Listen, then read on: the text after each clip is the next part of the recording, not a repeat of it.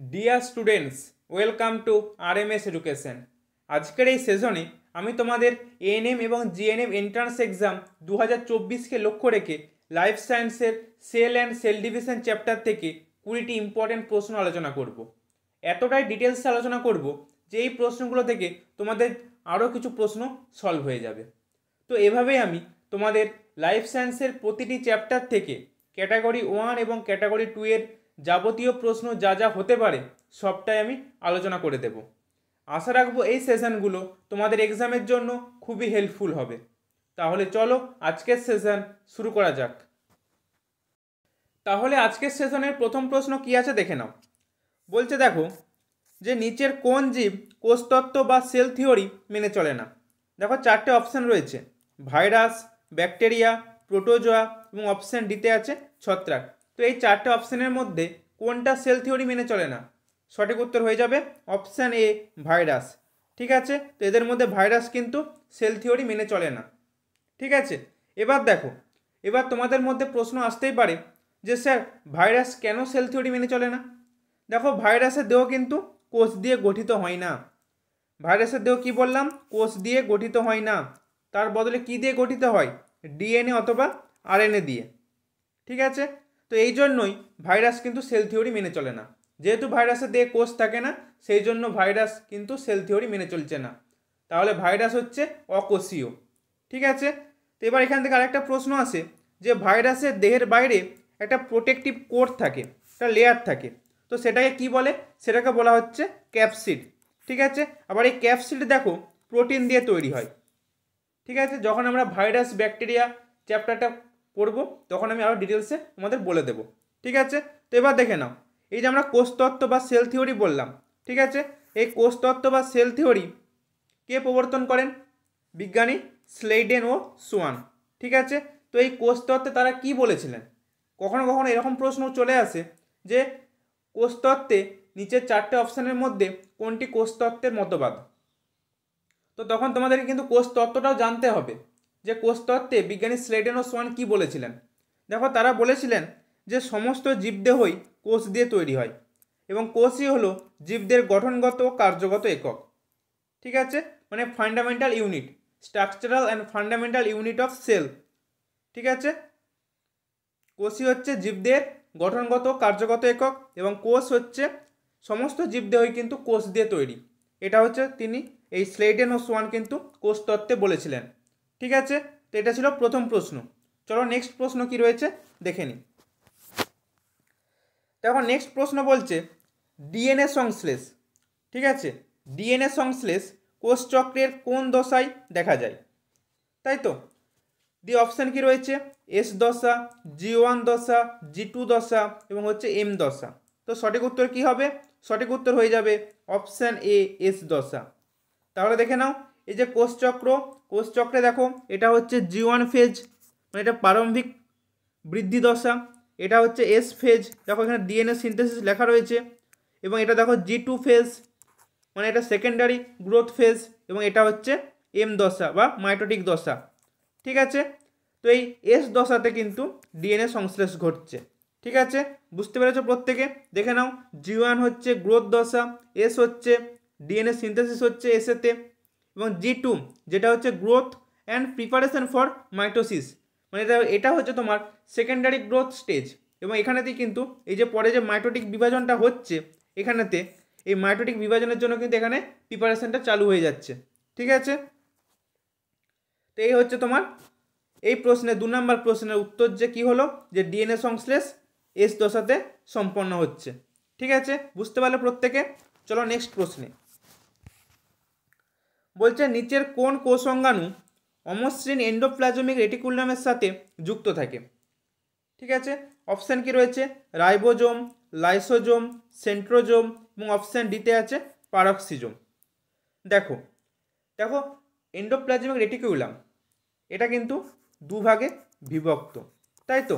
একটা কি, একটা হচ্ছে রাফ এন্ডোপ্লাজমিক রেটিকুলাম মানে অমসৃণ এন্ডোপ্লাজমিক রেটিকুলাম, আর একটা হচ্ছে মসৃণ মানে স্মুথ। ঠিক আছে, মানে আরইআর আর একটা হচ্ছে এসিআর। তাহলে দেখো বলছে যে এই অমসৃণ এন্ডোপ্লাজমিক রেটিকুলাম মানে কি? এন্ডোপ্লাজমিক রেটিকুলামটা অমসৃণ হচ্ছে। কেন হচ্ছে? নিশ্চয় তার গায়ে কিছু আছে। তো তার গায়ে কোনটা আছে এই চারটে অপশানের মধ্যে? রাইবোজোম, লাইসোজোম, সেন্ট্রোজোম এবং পারক্সিজোম। সঠিক উত্তর হবে অপশান এ, রাইবোজোম। ঠিক আছে, দেখো তোমাদের আমি লিখে রেখেছি যে আরইআর এর গায়ে রাইবোজোম দানা থাকে, মানে অমসৃণ এন্ডোপ্লাজমিক রেটিকুলামের গায়ে রাইবোজোম দানা থাকার জন্যই সেটা অমসৃণ হচ্ছে। বুঝতে পেরেছো প্রত্যেকে? এবং এটা কি কাজে সাহায্য করে? এটা প্রোটিন সংশ্লেষে সাহায্য করে। যেহেতু রাইবোজোম আছে সেই জন্য কিন্তু এই আরইআর মানে রাফ এন্ডোপ্লাজমিক রেটিকুলাম প্রোটিন সংশ্লেষে সাহায্য করছে। ঠিক আছে, এবার স্মুথ এন্ডোপ্লাজমিক রেটিকুলাম, তাহলে এর গায়ে নিশ্চয়ই রাইবোজোম দানা থাকবে না, তাই তো? এবং এটা দেখো কি কাজে সাহায্য করে? এটা ফ্যাট, লিপিড এবং স্টেরয়েড সংশ্লেষে সাহায্য করছে। ঠিক আছে, বুঝতে পারলে প্রত্যেকে যে অমসৃণ এন্ডোপ্লাজমিক রেটিকুলাম অমসৃণ হচ্ছে তার গায়ে রাইবোজোম দানা থাকার জন্য। ঠিক আছে, আর স্মুথটা এর গায়ে রাইবোজোম দানা নেই সেই জন্য মসৃণ, স্মুথ। ঠিক আছে, বুঝতে পারলে প্রত্যেকে? আর আরইআর প্রোটিন সংশ্লেষে সাহায্য করছে, আর এসিআর মানে স্মুথটা তোমার ফ্যাট, লিপিড এবং স্টেরয়েড সংশ্লেষে সাহায্য করছে। ঠিক আছে, এবার নেক্সট প্রশ্নে কি বলছে দেখো, নিচের কোন বিজ্ঞানী বলেছিলেন যে কোষ বিভাজনের মাধ্যমে নতুন কোষ পূর্ববর্তী কোষ থেকে উৎপন্ন হয়? Robert Hooke, Robert Brown, Singer ও নিকলসন এবং অপশান ডিতে আছে রুডলফ ভিরকৌ। তাহলে কি বলছে যে নিচের কোন বিজ্ঞানী বলেছিলেন যে কোষ বিভাজনের মাধ্যমে নতুন কোষ পূর্ববর্তী কোষ থেকে উৎপন্ন হচ্ছে? সঠিক উত্তর কি হবে? সঠিক উত্তর হয়ে যাবে অপশান ডি, রুডলফ ভিরকৌ। ঠিক আছে, তো মনে রাখবে এটা হচ্ছে মডার্ন সেল থিওরি। এই যে তত্ত্বটা বললাম যে কোষ বিভাজনের মাধ্যমে নতুন কোষ পূর্ববর্তী কোষ থেকে উৎপন্ন হচ্ছে, ঠিক আছে, এটা এখান থেকে যে এটা বললাম এটা হচ্ছে মডার্ন সেল থিওরি, মানে আধুনিক কোষতত্ত্ব। দেখো আমরা একটু আগেই কিন্তু কোষতত্ত্ব পড়লাম, যেটা বিজ্ঞানী স্লেইডেন ও সোয়ান বলেছিলেন যে প্রতিটি জীবদেহই কোষ দিয়ে গঠিত এবং জীবদেহের গঠনগত কার্যগত একক হলো কোষ। কিন্তু মডার্ন সেল থিওরিতে বিজ্ঞানী রুডলফ ভিরকৌ বলছেন যে কোষ বিভাজনের মাধ্যমে নতুন কোষ পূর্ববর্তী কোষ থেকে উৎপন্ন হচ্ছে। ঠিক আছে, তাহলে এবার যে তোমাদের ঘুরিয়ে প্রশ্ন আসছে যে মডার্ন সেল থিওরি কে প্রবর্তন করেছিলেন, তখন উত্তর কি হবে? বিজ্ঞানী রুডলফ ভিরকৌ। ঠিক আছে, এবার দেখো প্রথম মৃত কোষ মানে প্রথম যে কোষ আবিষ্কার করেছিলেন বিজ্ঞানী রবার্ট হুক, কিন্তু তিনি মৃত কোষ আবিষ্কার করেছিলেন, তাই তো? তো তোমরা আমাকে কমেন্টে জানিও প্রথম জীবন্ত কোষ কে আবিষ্কার করেছিলেন। ঠিক আছে, এবার দেখো নিউক্লিয়াস, নিউক্লিয়াস আবিষ্কার করেছিলেন কে? বিজ্ঞানী রবার্ট ব্রাউন। ঠিক আছে, এবার দেখো এই যে সিঙ্গার ও নিকলসন রয়েছে না, ইনি কিন্তু ফ্লুইড মোজাইক মডেল আবিষ্কার করেছিলেন। এই দুজন বিজ্ঞানী, বিজ্ঞানী সিঙ্গার ও নিকলসন, এরা কিন্তু ফ্লুইড মোজাইক মডেল আবিষ্কার করেছিলেন। ফ্লুইড মোজাইক মডেল, এটা কিন্তু খুবই ইম্পর্টেন্ট একটা কিন্তু মডেল কোষ পর্দা সংক্রান্ত। ঠিক আছে, তো এটা আবিষ্কার করেছিলেন বিজ্ঞানী সিঙ্গার ও নিকলসন। ঠিক আছে, তাহলে নিউক্লিয়াস আবিষ্কার করেছিলেন বিজ্ঞানী রবার্ট ব্রাউন। প্রথম মৃত কোষ আবিষ্কার করেছিলেন বিজ্ঞানী রবার্ট হুক। তোমরা কমেন্টে জানাবে আমাকে প্রথম জীবন্ত কোষকে আবিষ্কার করেছিলেন। ঠিক আছে, আর সেল থিওরি প্রবর্তন করেছিলেন বিজ্ঞানী স্লেডেন ও সোয়ান। আর মডার্ন সেল থিওরি, মডার্ন দেখো মডার্ন উল্লেখ করা আছে, মডার্নটা প্রবর্তন করেছিলেন বিজ্ঞানী রুডলফ ভিরকৌ। ঠিক আছে, বুঝতে পেরেছো প্রত্যেকে? চলো নেক্সট প্রশ্নে।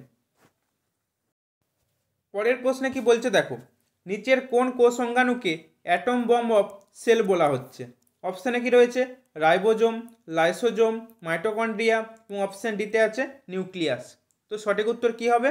Option B, lysosome. ঠিক আছে, তাহলে লাইসোজোমকে বলা হচ্ছে অ্যাটম বম্ব অফ সেল। দেখো দিন দিন যে প্রশ্নের স্ট্যান্ডার্ডিটি বাড়ছে সেটা তোমরা নিশ্চয়ই বুঝতে পারছো। আগের বছর কি তার আগের বছরের প্রশ্ন দেখলে তার স্ট্যান্ডার্ডিটা কতটা ইনক্রিজ করেছে সেটা কিন্তু তোমরা বুঝতে পেরে যাবে। তো সেই জন্য দেখো আমরা কিন্তু জানি যে লাইসোজোমকে বলা হচ্ছে আত্মঘাতী তলি। প্রত্যেকে কিন্তু এটা জানি যে লাইসোজোমকে বলা হচ্ছে আত্মঘাতী তলি। কিন্তু তাছাড়াও দেখো লাইসোজোমকে বলা হচ্ছে অ্যাটম বম্ব অফ সেল, আরও অনেকগুলো নাম বলা হচ্ছে। সুইসাইডাল ব্যাগ, এটা মানে আত্মঘাতী তলি, কিন্তু যদি প্রশ্নটা ঘুরিয়ে দেয় যে বাংলাতেই লিখে দিল সুইসাইডাল ব্যাগ, অনেকে কিন্তু করে আসতে পারবে না। তো সেই জন্য বলছি এই বায়োলজির কিছু কিছু কিন্তু ইংলিশ টার্ম কিন্তু তোমাদেরকে মনে রাখতে হবে, যে কিছু কিছু ইংলিশ টার্ম সেগুলো কিন্তু বাংলাতে ট্রান্সলেট করেই লিখে দেয়, তার কিন্তু বাংলাতে মিনিংটা দেয় না। তো সেই জন্য সে কিছু কিছু বায়োলজির ওয়ার্ড ইংলিশ টার্ম কিন্তু তোমাদের মনে রাখতে হবে। ঠিক আছে, এছাড়া দেখো লাইসোজোমকে বলা হয় ডাস্টবিন অফ সেল। ঠিক আছে, তাহলে কী কী পেলাম? অ্যাটম বম্ব অফ সেল পেলাম, সুইসাইডাল ব্যাগ পেলাম এবং পেলাম ডাস্টবিন অফ সেল। ঠিক আছে, তারপর তিনখানা নাম কিন্তু আমরা জেনে গেলাম।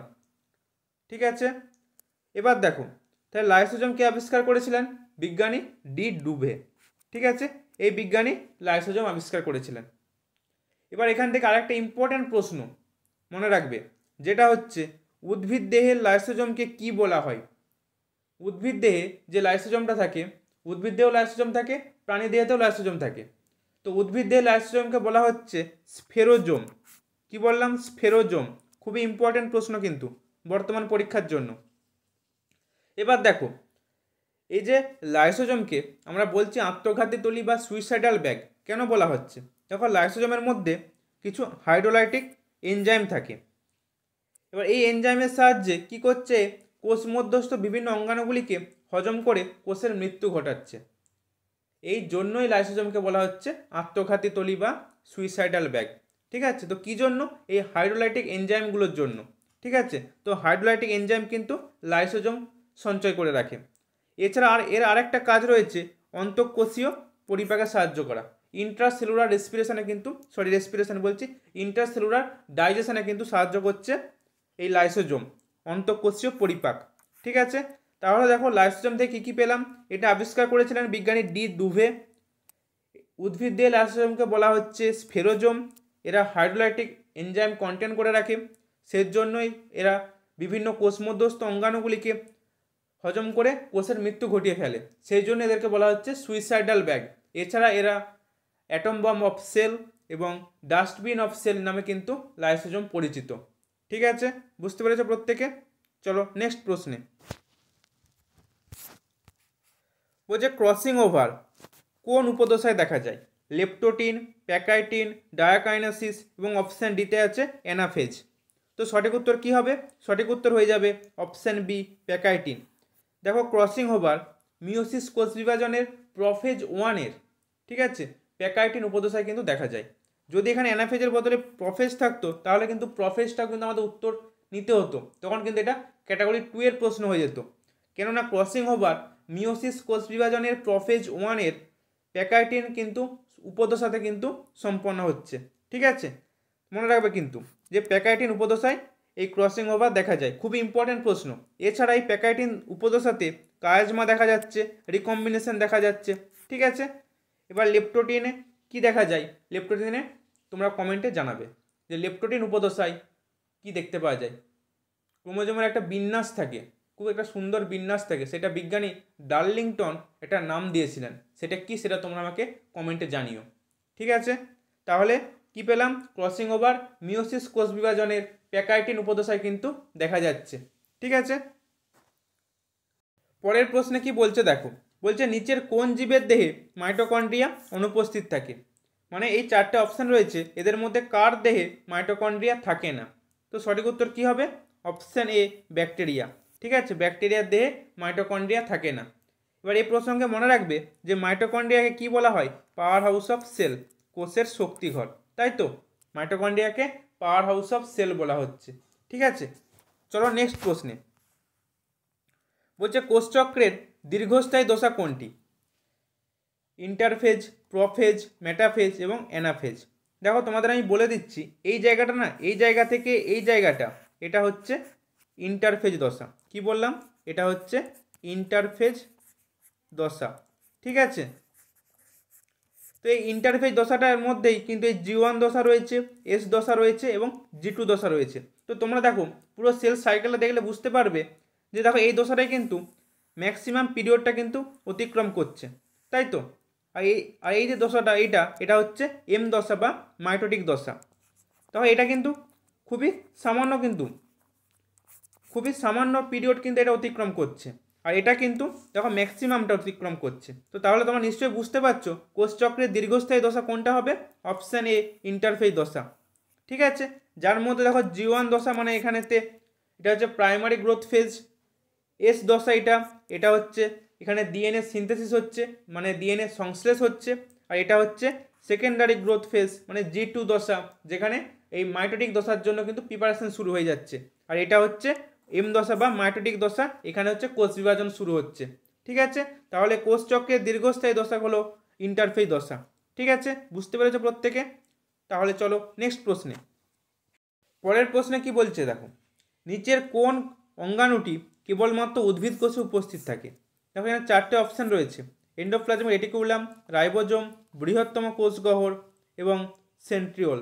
এই চারটের মধ্যে কোনটা শুধুমাত্র উদ্ভিদ কোষেই থাকে? দেখো সেন্ট্রিওল প্রাণী কোষে থাকে, তাহলে এটা হবে না। তো সঠিক উত্তর কী হবে? অপশান সি, বৃহত্তম কোষগহ্বর। দেখো যদি শুধু কোষগহ্বর বলতো তাহলে কিন্তু এটা কিন্তু উত্তর হতো না, যেহেতু বৃহত্তম বলে দেওয়া রয়েছে সেই জন্যই কিন্তু এটা হচ্ছে সঠিক উত্তর, যে বৃহত্তম কোষগহ্বর শুধুমাত্র উদ্ভিদ কোষে থাকে। দেখো আমি তোমাদের পাশের স্লাইডে উদ্ভিদ কোষ এবং প্রাণী কোষের পার্থক্য কী কী হয় আমি রেখেছি, দেখে নাও। দেখো আকারের দিক থেকে উদ্ভিদ কোষ বড় হয়, প্রাণী কোষ ছোট হয়। উদ্ভিদ কোষের কোষ প্রাচীর দেখো সেলুলোজ দিয়ে তৈরি, এবং দেখো ছত্রাকের কোষ প্রাচীর কাইটিন দিয়ে তৈরি। আর এখানে কিন্তু কোষ প্রাচীর অনুপস্থিত, প্রাণী কোষে কিন্তু কোষ প্রাচীর থাকে না। দেখো প্লাস্টিড কিন্তু উদ্ভিদ কোষে থাকে, প্রাণী কোষে কিন্তু অনুপস্থিত। ভ্যাকুওল, দেখো ভ্যাকুওলের ক্ষেত্রে দেখো এখানে আকারে বড় হয় এবং এখানে কিন্তু আকারে ছোট হয়, তাই তো? তাহলে বৃহত্তম কোষগহ্বর শুধুমাত্র উদ্ভিদ কোষেই থাকছে, আর ছোট বললে প্রাণী কোষ। ঠিক আছে, এছাড়া দেখো সেন্ট্রোজোম, দেখো সেন্ট্রোজোম কিন্তু উদ্ভিদ কোষে অনুপস্থিত, প্রাণী কোষে উপস্থিত, এবং এটা কোন কাজে সাহায্য করে? কোষ বিভাজনে সাহায্য করছে। ঠিক আছে, তাহলে শুধুমাত্র উদ্ভিদ কোষে উপস্থিত কি হলো? বৃহত্তম কোষগহ্বর। বুঝতে পেরেছো প্রত্যেকে? চলো নেক্সট প্রশ্নে। বলছে নিচের কোন কোষ অঙ্গাণুতে ডিএনএ থাকে না? লাইসোজোম, মাইটোকন্ড্রিয়া, নিউক্লিয়াস এবং অপশান ডিতে আছে ক্লোরোপ্লাস্ট। তো সঠিক উত্তর কী হবে? Option A, lysosome. ঠিক আছে, লাইসোজোমেতে ডিএনএ থাকে না। তাহলে ডিএনএ কোন কোন কোষ অঙ্গাণু থাকে? মনে রাখবে মাইটোকন্ড্রিয়া, নিউক্লিয়াস এবং প্লাস্টিড, এদের দেহে এই অঙ্গাণুগুলোতে ডিএনএ পাওয়া যায়। ঠিক আছে, দেখো প্রশ্ন ঘুরিয়েও আসতে পারে যে নিচের কোন কোষ অঙ্গাণুতে ডিএনএ থাকে, তখন তোমরা উত্তর কী করবে? মাইটোকন্ড্রিয়া, নিউক্লিয়াস এবং প্লাস্টিড। ঠিক আছে, বুঝতে পেরেছো প্রত্যেকে? চলো নেক্সট প্রশ্নে। বলছে নিচের কোনটি হলো জীবনের ভৌত ভিত্তি, physical basis of life? Protoplasm, haemolymph, ribosome এবং অপশান ডিতে রয়েছে এদের কোনোটিই নয়। তো সঠিক উত্তর কী হবে? Option A, protoplasm. ঠিক আছে, প্রোটোপ্লাজমকে বলা হচ্ছে ফিজিক্যাল বেসিস অফ লাইফ। তো এটা কে বলেছিলেন? এটা বলেছিলেন বিজ্ঞানী হাক্সলে। বিজ্ঞানী হাক্সলে প্রোটোপ্লাজমকে জীবনের ভৌত ভিত্তি বলেছিলেন। দেখো যেটা আবার কার্বোহাইড্রেট, প্রোটিন, লিপিড এবং নিউক্লিক অ্যাসিড এবং কিছু অজৈব লবণ দিয়ে তৈরি হচ্ছে এই প্রোটোপ্লাজম। ঠিক আছে, এবং এটা বলছে সাইটোপ্লাজম এবং নিউক্লিওপ্লাজম ধারণকারী একটা তরল বা জেলির মতো পদার্থ, সেটা কি না? এই প্রোটোপ্লাজম। ঠিক আছে, আর মনে রাখবে প্রোটোপ্লাজম নামকরণ করেন বিজ্ঞানী পারকিনজি।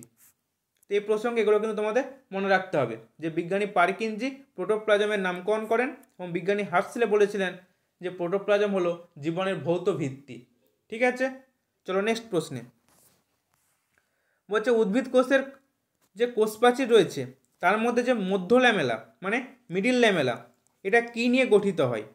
Calcium pectate, magnesium pectate, option সিতে আছে এ ও বি উভয়ই, এবং অপশান ডিতে আছে কোনোটিই নয়। তো সঠিক উত্তর কী হবে? দেখো এখানে মার্ক করে দেওয়া আছে অপশান সি। ঠিক আছে, মানে ক্যালসিয়াম পেকটেট দিয়েও তৈরি এবং ম্যাগনেসিয়াম পেকটেট দিয়েও তৈরি। দেখো মিডিল ল্যামেলা, দেখো এটা হচ্ছে উদ্ভিদের কোষপ্রাচীর। দেখো মিডিল ল্যামেলা হচ্ছে এই যে অংশটা, এই যে সাদা যে ফাঁকা অংশটা রয়েছে, এটা হচ্ছে মিডিল ল্যামেলা। তো এই মিডিল ল্যামেলা কী দিয়ে গঠিত সেটা তোমাদের জানতে চেয়েছে। তো মিডিল ল্যামেলা মনে রাখবে ক্যালসিয়াম পেকটেট এবং ম্যাগনেসিয়াম পেকটেট এগুলো নিয়ে তৈরি। ঠিক আছে, প্রশ্নের স্ট্যান্ডার্ড এরকমই পাবে, প্রতিটা পার্টেই কিন্তু প্রশ্নের স্ট্যান্ডার্ড এরকমই থাকবে। ঠিক আছে, কোনো রকম পাতি প্রশ্ন যেগুলো তোমরা জানো প্র্যাকটিস করছো বারবার সেরকম প্রশ্ন কিন্তু আমি আনবো না, থাকবে কিছু প্রশ্ন কিন্তু স্ট্যান্ডার্ডেরই থাকবেই প্রশ্নের। ঠিক আছে, চলো নেক্সট প্রশ্নে। পরের প্রশ্নে বলছে প্রোক্যারিওটিক রাইবোজোমের সাব ইউনিটগুলি কী কী? দিয়ে দেখো চারটে অপশান রয়েছে। তো তোমরা পাশের ছবিটা দেখলেই বুঝতে পারবে। দেখো প্রোক্যারিওটিক রাইবোজোম হচ্ছে 70S প্রকৃতির, যেখানে একটা ইউনিট হচ্ছে, একটা সাব ইউনিট হচ্ছে 50S, আর একটা সাব ইউনিট হচ্ছে 30S, ঠিক আছে। আর ইউক্যারিওটিক রাইবোজোম এটা হচ্ছে 80S প্রকৃতির, যেখানে একটা সাব ইউনিট 60S আর একটা সাব ইউনিট 40S, ঠিক আছে। তাহলে সঠিক উত্তর কী হবে? অপশান এ 50S এবং 30S, ঠিক আছে। যদি তোমাদের বলতে ইউক্যারিওটিক রাইবোজোম, সেক্ষেত্রে উত্তর কী হতো? অপশান সি, এটা হচ্ছে ইউক্যারিওটিক রাইবোজোমের ক্ষেত্রে, ঠিক আছে। মনে থাকবে যে প্রোক্যারিওটিক রাইবোজোম 70S প্রকৃতির, যার একটা সাব ইউনিট 50S আর একটা হচ্ছে 30S। আর ইউক্যারিওটিক রাইবোজোম 80S প্রকৃতির, যার একটা সাব ইউনিট 60S এবং আরেকটা সাব ইউনিট 40S, ঠিক আছে। তো এই প্রসঙ্গে মনে রাখবে রাইবোজোমকে বলা হচ্ছে কোষের প্রোটিন ফ্যাক্টরি, মানে এটা প্রোটিন সংশ্লেষে সাহায্য করে, তো সেই জন্য রাইবোজোমকে বলা হচ্ছে কোষের প্রোটিন ফ্যাক্টরি, ঠিক আছে। তো আমরা একটু আগে কি পড়েছিলাম? কোন কোষ অঙ্গাণুকে আরেকটা কোন কোষ অঙ্গাণু যে প্রোটিন সংশ্লেষে সাহায্য করে? তারপর প্রথমেই পড়েছিলাম অমসৃণ এন্ডোপ্লাজমিক রেটিকুলাম, কেননা তার গায়ে রাইবোজোম দানা থাকে, সেই জন্য সে প্রোটিন সংশ্লেষে সাহায্য করে, তাই তো। তো দেখো রাইবোজোমের কাজই হচ্ছে প্রোটিন সংশ্লেষ করা, সেই জন্য তাকে বলা হচ্ছে কোষের প্রোটিন ফ্যাক্টরি, ঠিক আছে। চলো নেক্সট প্রশ্ন। বলছে মানব শরীরের দীর্ঘতম কোষ কোনটি? পেশি কোষ, স্নায়ু কোষ, অনুচক্রিকা এবং অপশান ডিতে আছে শুক্রাণু। তো সঠিক উত্তর কী হবে? দীর্ঘতম মানে লংগেস্ট, মনে রাখবে, লার্জেস্ট নয়, লংগেস্ট। সঠিক উত্তর হবে অপশান বি, স্নায়ু কোষ, ঠিক আছে। তো দেখো এই প্রসঙ্গে তোমাদের কিছু জিনিস মনে রাখতে হবে, সেটা হচ্ছে সবথেকে ছোট কোষ স্মলেস্ট সেল মাইকোপ্লাজমা, ঠিক আছে। Largest animal cell ostrich, egg of ostrich, ঠিক আছে। লংগেস্ট হিউম্যান সেল নিউরন বা স্নায়ু কোষ, ঠিক আছে। লার্জেস্ট হিউম্যান সেল হচ্ছে ওভাম সেল, ঠিক আছে, এটা হচ্ছে largest. Smallest human sell platelet বা স্পার্ম সেল, ঠিক আছে, এগুলো মনে রাখবে। এবার মনে রাখবে ইউনিসেলুলার লার্জেস্ট প্ল্যান্ট সেল, ঠিক আছে। এককোষী বৃহত্তম উদ্ভিদ কোষ সেটা হচ্ছে অ্যাসিটাবুলারিয়া। এবার দেখো মনে রাখবে মাল্টিসেলুলার লংগেস্ট প্ল্যান্ট সেল মানে বহুকোষী দীর্ঘতম তোমার উদ্ভিদ কোষ, যেটা হচ্ছে রেমি প্ল্যান্ট ফাইবার মানে রেমি গাছের তন্তু, ঠিক আছে। আর আমরা খালি চোখে দেখতে পাই কি উট পাখির ডিম, সরীসৃপের ডিম, মানে ভিজিবল উইথ ওপেন আই, মনে রাখবে egg of birds R reptiles, ঠিক আছে। আর একটা জিনিস মনে রাখবে সেফটি ভালভ অফ সেল বলা হচ্ছে পারক্সিজমকে, ঠিক আছে। তাহলে দেখো কি কি পেলাম? সবথেকে ছোট কোষ মাইক্রোপ্লাজমা, সবথেকে লার্জেস্ট অ্যানিম্যাল সেল মানে প্রাণী কোষের মধ্যে সবথেকে বড় হচ্ছে অস্ট্রিচের ডিম, ঠিক আছে, উট পাখির ডিম। এবার মনে রাখবে লংগেস্ট হিউম্যান সেল, যেটা কি পেলাম? স্নায়ু কোষ। Largest human cell ovum cell, smallest human cell অনুচক্রিকা বা স্পার্ম সেল শুক্রাণু। এককোষী বৃহত্তম প্রাণী কোষ অ্যাসিটাবুলারিয়া, বহুকোষী বৃহত্তম উদ্ভিদ কোষ, ঠিক আছে, রেমি গাছের তন্তু। আর হচ্ছে ভিজিবল উইথ ওপেন আই, যেটা হচ্ছে এগ অফ বার্ডস অথবা রেপটাইলস, ঠিক আছে। তো এই প্রশ্ন কিন্তু এগুলো মনে রাখতে হবে, খুবই ইম্পর্ট্যান্ট জায়গা কিন্তু এটা, এখান থেকে কিন্তু প্রশ্ন আসার চান্স থাকছেই, ঠিক আছে। পরের প্রশ্ন কি বলছে দেখো, বলছে কোষচক্রের সঠিক পর্যায়ক্রমটি চিহ্নিত করো। প্রথমে কি রয়েছে? এম দশা, ঠিক আছে, এম দশা। তারপর দেখো G1 দশা, তারপর দেখো G2 দশা, কিন্তু দেখো তারপর তো G2 নয়, তারপর এস দশা, তাহলে এটা কিন্তু হলো না, অপশানে আমাদের এলিমিনেট হয়ে গেল। অপশান বি দেখো G1 দশা, তারপর এম দশা, না G1 দশার পর এম দশা নয়, G1 দশার পরে কী রয়েছে? এস দশা, অপশান বিও কিন্তু এলিমিনেট। অপশান সি দেখো G1 দশা ঠিক আছে, এস দশা ঠিক আছে, G2 দশা ঠিক আছে, তারপর এম দশা ঠিক আছে, তাহলে অপশান সি হবে আমাদের সঠিক উত্তর। দেখো কি বলেছে? কোষচক্রের সঠিক পর্যায়ক্রম চিহ্নিত করো। দেখুন চারটে অপশান দেওয়া রয়েছে, তাই তো। তো আমরা অপশানগুলোকে এলিমিনেট করে নেব। আমরা জানি কি প্রথমে G1 দশা, তারপর এস দশা, তারপর G2 দশা এবং তারপরে হচ্ছে মাইটোটিক দশা, তাই তো। তাহলে অপশান সি হলো সঠিক উত্তর, ঠিক আছে। তো এই সেল সাইকেল, এই ছকটা কিন্তু মানে এই সাইকেলটা ভালো করে মনে রাখবে। এটা যদি মনে থাকে তাহলে অনেক প্রশ্ন কিন্তু সেল সাইকেল থেকে তোমরা ইজিলি করে নিতে পারবে, ঠিক আছে। চলো পরের প্রশ্নে। সেন্ট্রোমিয়ার, সেন্ট্রোমিয়ার নিচের কোনটির অংশ? দেখে নাও। অপশানে কি আছে? ক্রোমোজোম, রাইবোজোম, মাইটোকন্ড্রিয়া এবং অপশান ডিতে আছে নিউক্লিয়াস। তো সঠিক উত্তর কী হবে? Option A, chromosome.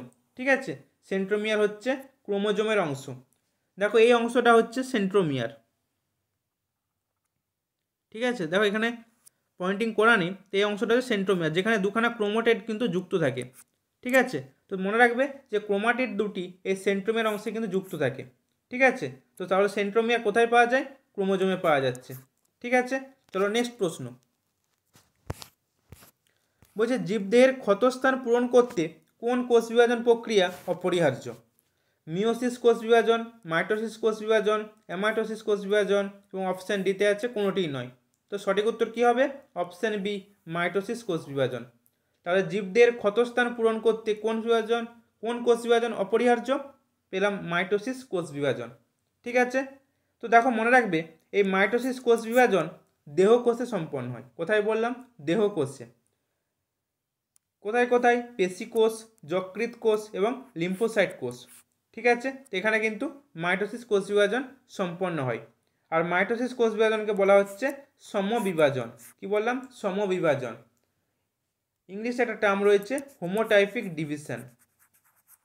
হোমোটাইপিক ডিভিশন। ঠিক আছে, মনে রাখবে। তাহলে মাইটোসিস কোষ বিভাজনকে বলা হচ্ছে সমবিভাজন, আর মাইটোসিস কোষ বিভাজন দেহকোষে সম্পন্ন হয়। আর জীবদের ক্ষতস্থান পূরণ করতে কোন কোষ বিভাজন প্রক্রিয়া অপরিহার্য হলো?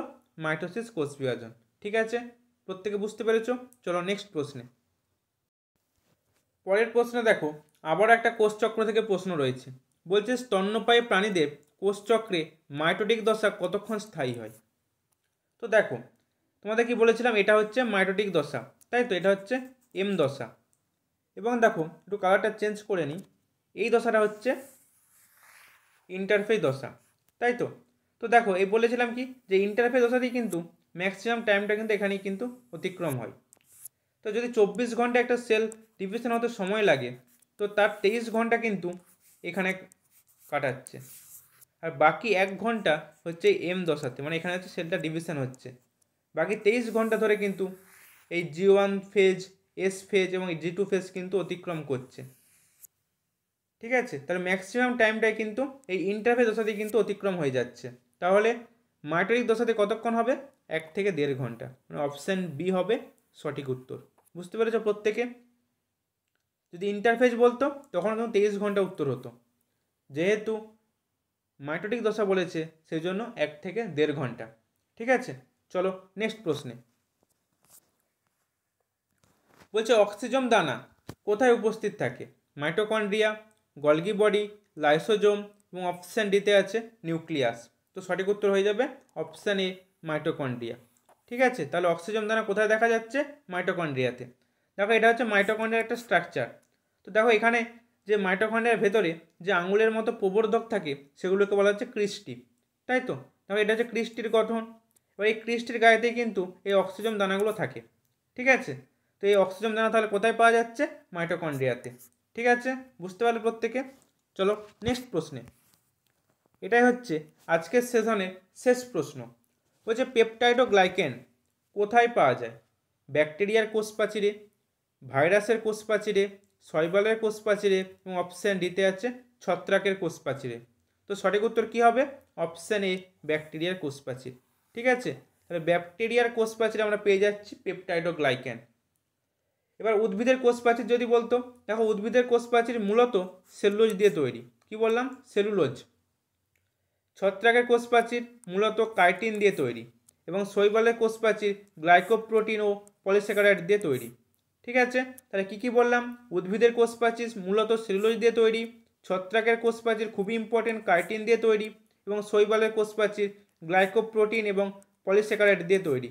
ঠিক আছে, আর ব্যাকটেরিয়ার কোষ প্রাচীর পেপটাইডোগ্লাইকেন দিয়ে তৈরি। ঠিক আছে, মনে থাকবে প্রত্যেকের? তো এই ছিল আজকের সেশন। তাহলে আজকের এই সেশন যদি তোমাদের জন্য হেল্পফুল বলে মনে হয়, চ্যানেলটিকে লাইক, শেয়ার এবং সাবস্ক্রাইব করতে ভুলো না। প্রত্যেকেই ভালো থেকো, সুস্থ থেকো, ভালো করে পড়াশোনা করো। বাই।